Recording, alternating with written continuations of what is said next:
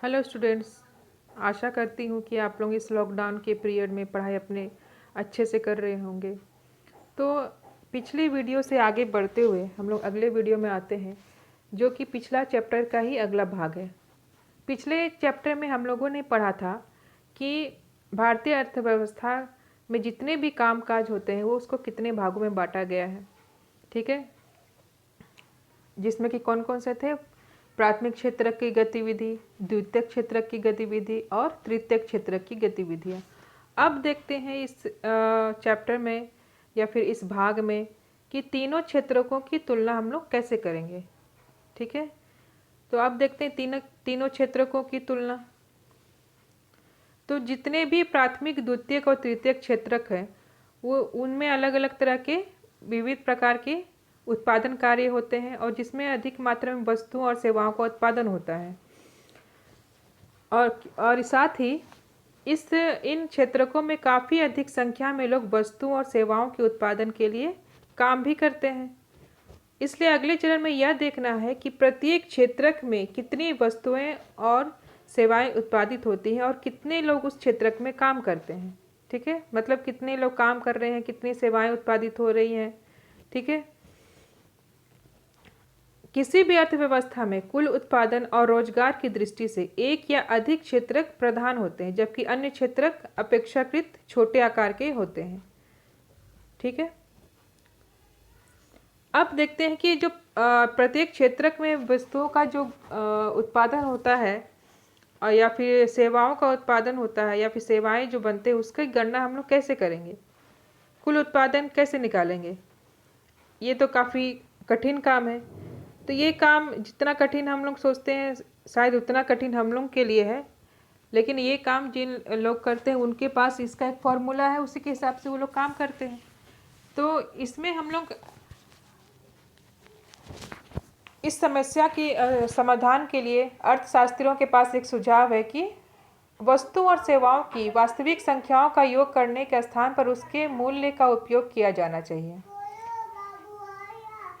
जैसे यदि 10,000 क्रीगा गेहूँ 8 रुपये प्रति किलोग्राम की दर से बेचा जाता है तो गेहूँ का मूल्य क्या होगा? 80,000 रुपया। 10 रुपये प्रति नारियल की दर से 5,000 नारियल का मूल्य क्या होगा? 50,000 रुपया। इसी प्रकार तीनों क्षेत्रकों के वस्तुओं और सेवाओं के मूल्य की गणना की जाती है और उसके बाद योगफल प्राप्त करते हैं। तो जो तीनों क्षेत्रों में वस्तुओं का उत्पादन होता है उसका अंतिम मूल्य या फिर अंतिम वस्तु जो होता है उसी का मूल्य के आधार पर हम लोग गणना करते हैं। ठीक है, जैसे हम लोग एक बिस्किट का ही उदाहरण ले लेते हैं। हम लोग बिस्कुट खरीदते हैं बाजार से, तो मान लेते हैं 10 रुपया पैकेट का बिस्किट एक खरीद के ले आए, तो वो हो गया 10 रुपया उस बिस्किट का दाम। लेकिन वो बिस्किट बना किस किस चीज़ से है? आटा से या मैदा से या चीनी से, ये सब से मिला कर के ये बिस्किट बनता है। तो हम लोग के मन में ये सवाल उठता है कि जब अंतिम वस्तु से ही हम लोग अंतिम वस्तु का ही मूल्य जोड़ते हैं, जो तो इसमें जो पीछे से जो वस्तुओं को लगा, मतलब जो शुरुआत में लगा, जैसे गेहूं का आटा बना, फिर आटा को फैक्ट्री लाया गया, फिर वहाँ बनाया गया, तो उसका मूल्य कहाँ जाता है? तो उसका मूल्य, इसका आसान से यही जवाब है कि उसका मूल्य अंतिम मूल्य के साथ जुड़ा हुआ रहता है। इसलिए हम लोग क्या करते हैं, अंतिम वस्तु या अंतिम मूल्य को ही केवल गणना करते हैं। ठीक है, क्योंकि जो जितने भी तरह के मूल्य होते हैं वो पहले से ही उसमें शामिल हो गए होते हैं। जैसे किसानों से गेहूँ खरीदना, फिर उसका आटा बनाना, आटा खरीदना, ये सब चीज़ें पहले से ही उस चीज़ में शामिल है। ये तो बिस्किट का हम लोग उदाहरण लिए, तो उसमें हम लोग देख सकते हैं कि सारी चीज़ों का मूल्य जोड़ करके फिर अंतिम जो मूल्य रहता है उसमें जुड़ जाता है। तो इसलिए हम लोग को अंतिम मूल्य का ही गणना करना चाहिए। ठीक है,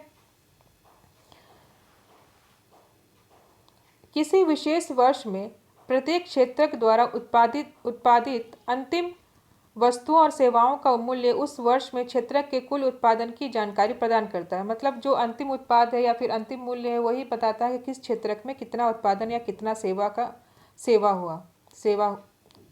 प्रदान किया गया। तीनों क्षेत्रकों के उत्पादनों के योगफल को किसी देश का सकल घरेलू उत्पाद कहते हैं। तो क्या कहते हैं, जितना भी जो भी तीनों क्षेत्रकों से जो भी उत्पादन या आय प्राप्त हो उसी को क्या बोलते हैं? सकल घरेलू उत्पाद। अब किसी देश में कितना सकल घरेलू उत्पाद है, ज़्यादा आ रहा है कि कम आ रहा है, इसी से पता चलता है कि उसकी अर्थव्यवस्था बड़ी है या छोटी है। ठीक है, अगर जिसका सकल घरेलू उत्पाद ज़्यादा है तो उसका अर्थव्यवस्था बड़ा है, और जिसका सकल घरेलू उत्पाद कम है या छोटा है तो उसका अर्थव्यवस्था छोटा है। अब आगे देखते हैं कि क्षेत्रकों में ऐतिहासिक परिवर्तन। क्षेत्रकों में ऐतिहासिक परिवर्तन का मतलब, जैसे हम लोग 3 क्षेत्रकों के बारे में पढ़े, प्राथमिक क्षेत्रक, द्वितीयक क्षेत्रक और तृतीयक क्षेत्रक। तो ये हमेशा से ऐसे ही रहे, लेकिन हम लोग देखेंगे कि जैसे जैसे समय आगे बढ़ता गया, क्षेत्रकों की जो महत्ता है वो परिवर्तित होती गई। अगर शुरुआत की बात करें तो शुरुआत में हम लोग जानते हैं कि भारत एक कृषि प्रधान देश रहा है, तो इसी चलते कृषि का ही उस समय ज़्यादा अर्थव्यवस्था में योगदान था। लेकिन जब कल कारखानों का स्थापना होने लगी, वस्तुएं बनने लगी, तो उसके बाद क्या हुआ, द्वितीय क्षेत्र का महत्व ज़्यादा बढ़ गया। उसके बाद अलग अलग सेवाओं के कारण तृतीय क्षेत्र का महत्व ज़्यादा बढ़ गया। ठीक है, इस प्रकार से हम लोग देखते हैं कि जो अलग अलग तरह के क्षेत्रक हैं, प्राथमिक क्षेत्रक, द्वितीय क्षेत्रक और तृतीय क्षेत्रक, उनके महत्ता में समय के अनुसार बदलता गया। अब आगे देखते हैं उत्पादन में तृतीय क्षेत्र का बढ़ता महत्व। वर्ष 1973-74 और 2013-14 के बीच 40 वर्षों में यदि सभी क्षेत्रकों में उत्पादन में वृद्धि हुई, परंतु सबसे अधिक वृद्धि तृतीय क्षेत्र के उत्पादन में हुई। परिणामतः वर्ष 2013-14 में भारत में प्राथमिक क्षेत्र को प्रतिस्थापित करते हुए तृतीय क्षेत्र सबसे बड़े उत्पादक क्षेत्र के रूप में उभरा। तो ये हम लोग बहुत पुराना डाटा देख रहे हैं, तो उसी पुराना डाटा के अनुसार देखें तो तृतीय क्षेत्र बहुत सबसे बड़े उत्पादक क्षेत्र के रूप में उभरा। अब देखते हैं कि इतना महत्वपूर्ण क्यों हो गया क्षेत्रक, ये जो तृतीय क्षेत्रक है इतना महत्वपूर्ण क्यों हो गया, तो इसके कई कारण हो सकते हैं। प्रथम, किसी भी देश में अनेक सेवाओं जैसे अस्पताल, शैक्षिक संस्थाएं, डाक एवं तार सेवा, थाना, कचहरी, ग्रामीण प्रशासनिक कार्यालय, नगर निगम, रक्षा, परिवहन, बैंक, बीमा कंपनी इत्यादि की आवश्यकता होती है। तो ये इतने तरह की जो सेवाएं हैं ये सब किसी भी देश के लिए एक बुनियादी सेवाएं होती है और इसकी ज़रूरत सबको होती है। ठीक है, और इस तरह की जो सेवाएं हैं विकासशील देशों में किसकी होती है, सेवाओं के प्रबंधन की जिम्मेदारी सरकार की। अब दूसरा देखते हैं, कृषि एवं उद्योग के विकास से परिवहन, व्यापार, भंडारण जैसी सेवाओं का विकास होता है। प्राथमिक और द्वितीय क्षेत्र का विकास जितना अधिक होगा ऐसी सेवाओं की मांग उतनी ही अधिक होगी। तो इसमें क्या बताया गया कि जितना अधिक प्राथमिक और द्वितीय क्षेत्र का विकास होगा उतना ही अधिक ऐसी सेवाओं का भी विकास होगा, क्योंकि उसी से ये सब जुड़े हैं। जितना अधिक उत्पादन होगा, उत्पादन को बेचने के लिए बाजार चाहिए, बाजार जाने के लिए परिवहन चाहिए, तो इस तरह से सब एक दूसरे से जुड़े हुए हैं। तृतीय, जैसे जैसे आय बढ़ती है कुछ लोग अन्य सेवाओं जैसे रेस्तरां, पर्यटन, शॉपिंग, निजी अस्पताल, निजी विद्यालय, व्यावसायिक प्रशिक्षण आदि की मांग शुरू कर देते हैं। तो आदमी के पास या मनुष्य के पास अगर पैसा होगा तो वो चाहता है कि हम कहीं खर्च करें, कुछ ऐश आराम का जीवन जिए, तो उसके लिए शॉपिंग करता है, नए नए सामान खरीदता है, होटलों में जाता है, घूमने जाता है। तो इससे इससे क्या होता है, मांग बढ़ती है। ठीक है, तो इस तरह के परिवर्तन हम लोग नगरों में देख सकते हैं। वहाँ पर कितने विद्यालय खुले हैं या फिर कितने नए रेस्टोरेंट खुले हैं, होटल खुले हैं, पर्यटन स्थल बने हैं या फिर निजी अस्पताल बने हैं जिसको प्राइवेट हॉस्पिटल बोलते हैं। फिर क्या है, चतुर्थ, विगत दशकों में सूचना और संचार प्रौद्योगिकी पर आधारित कुछ नवीन सेवाएं महत्वपूर्ण एवं अपरिहार्य हो गई हैं।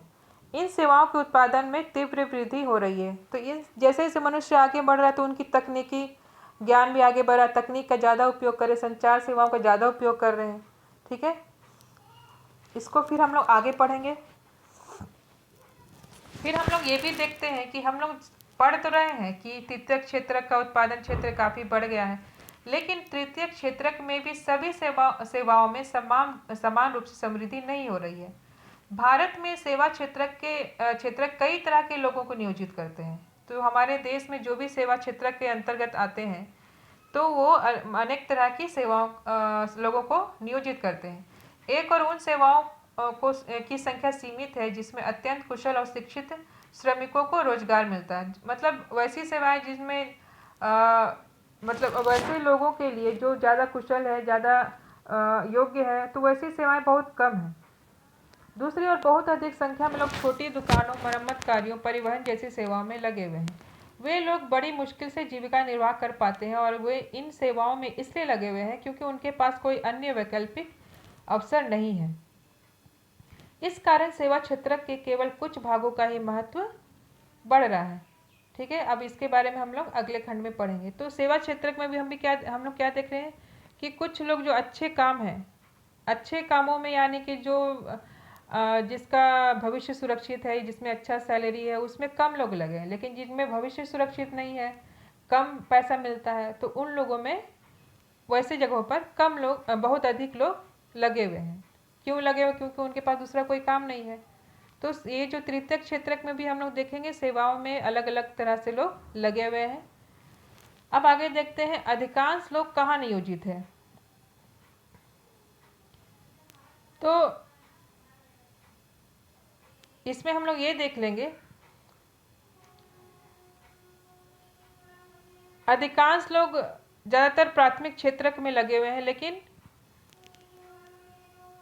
अब उसके पीछे कारण क्या है? तो हम लोग ये देखेंगे प्राथमिक क्षेत्रक से रोजगार का ऐसा ही क्षेत्रक स्थानांतरण नहीं हुआ। इसका कारण यह है कि द्वितीयक और तृतीयक क्षेत्रक में रोजगार के पर्याप्त अवसरों का सृजन नहीं हुआ। यद्यपि इस अवधि में वस्तुओं के औद्योगिक उत्पादन में 3 गुना से ज़्यादा वृद्धि हुई, परंतु औद्योगिक रोजगार में लगभग 3 गुना ही वृद्धि हुई। तृतीयक क्षेत्रक पर भी यही बात लागू होती है कि सेवा क्षेत्रक में उत्पादन में 14 गुना वृद्धि हुई, परंतु रोजगार में 5 गुना से कम वृद्धि हुई।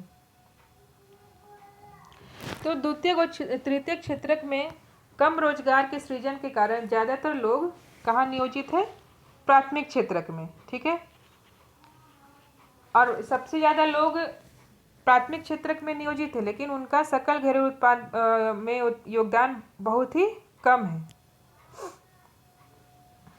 जैसे एक उदाहरण ले लेते हैं कि लोग ज़्यादा नियोजित तो है, लेकिन जितना काम 2 लोगों से होता है उतना काम उस काम को करने के लिए वहाँ पर 5 लोग लगे हुए हैं। जैसे किसी के घर में एक ज़मीन का टुकड़ा है और उस घर में 5 लोग हैं, और वो क्या करते हैं? 5 लोग उस ज़मीन के टुकड़े में अपना खेती करते, जीवन निर्वाह करते किसी तरह।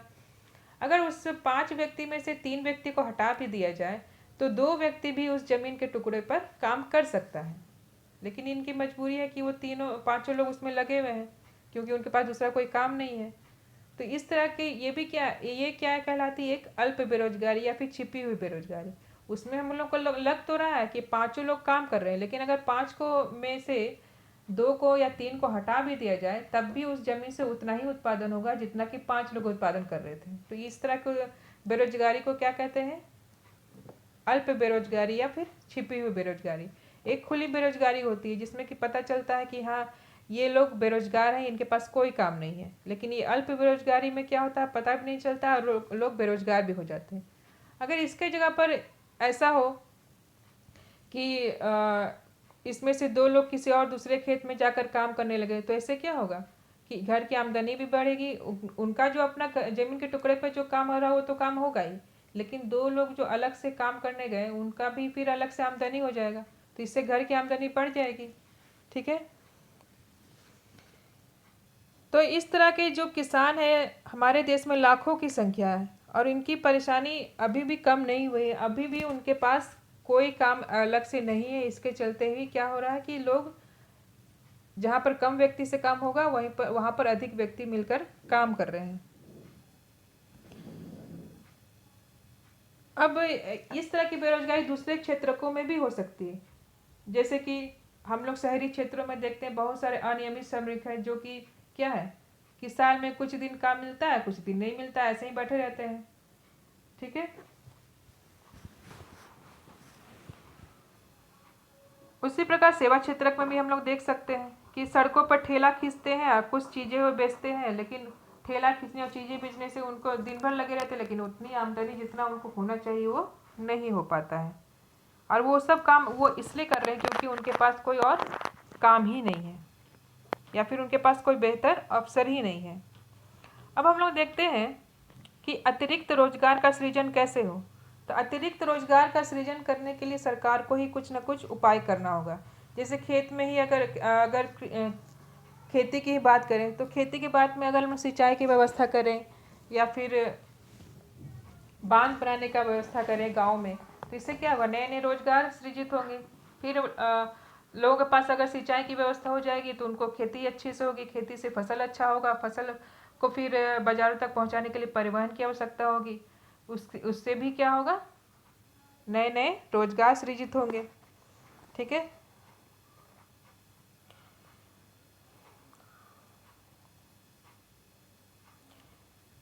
इसके अलावा हम एक अन्य तरीके से भी इस समस्या का समाधान कर सकते हैं।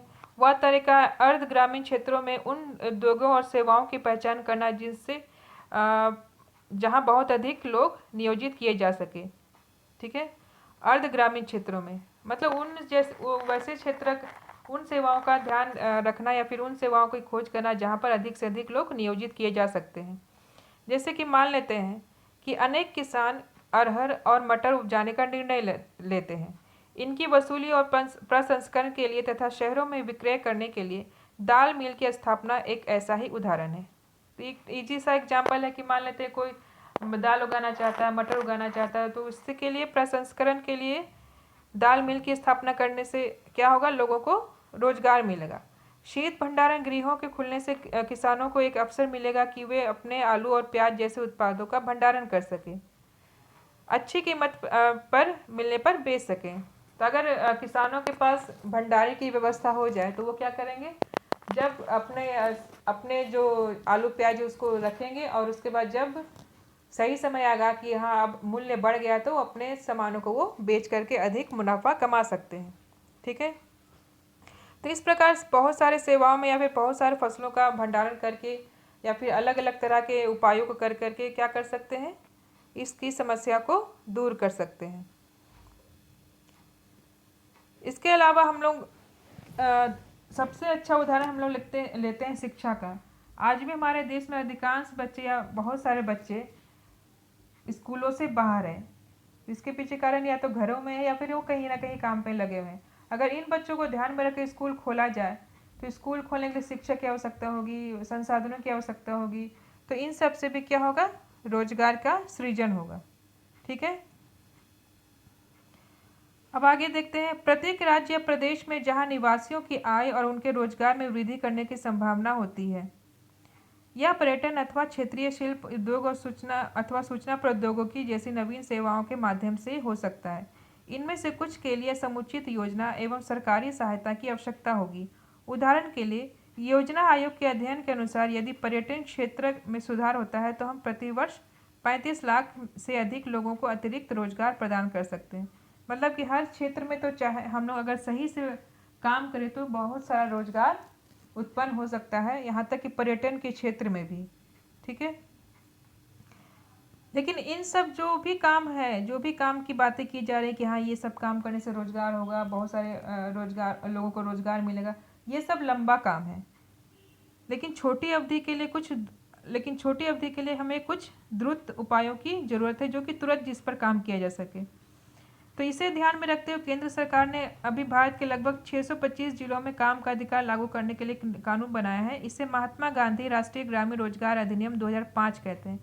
तो ये जो मनरेगा इसको बोला जाता है शॉर्ट फॉर्म में, तो ये बहुत से जिलों में सरकार ने शुरू किया है, जो कि अगर किसी व्यक्ति को काम नहीं मिलता है साल में तो उसको 100 दिन का काम दिया जाता है। इसकी गारंटी उसको 100 दिन का काम देना ही है। और यदि सरकार रोजगार उपलब्ध नहीं भी कराती है तो क्या होगा, उसको बेरोजगारी भत्ता मिलेगा। और इस अधिनियम के अंतर्गत उस तरह के कामों को वरीयता दी जाएगी जिससे भविष्य में भूमि से उत्पादन बढ़ाने में मदद मिलेगी। ठीक है। तो आज के वीडियो में इतना ही। उम्मीद करती हूँ कि आपको पसंद आया होगा। तो आज हम लोग इसी यहीं पर समाप्त करते हैं। अगले वीडियो में हम लोग अगला पार्ट देखेंगे, अगला इसका भाग और अंतिम भाग कोशिश करेंगे कि उसको ख़त्म कर दें। आप लोग अच्छे से पढ़ते रहें। Thank you.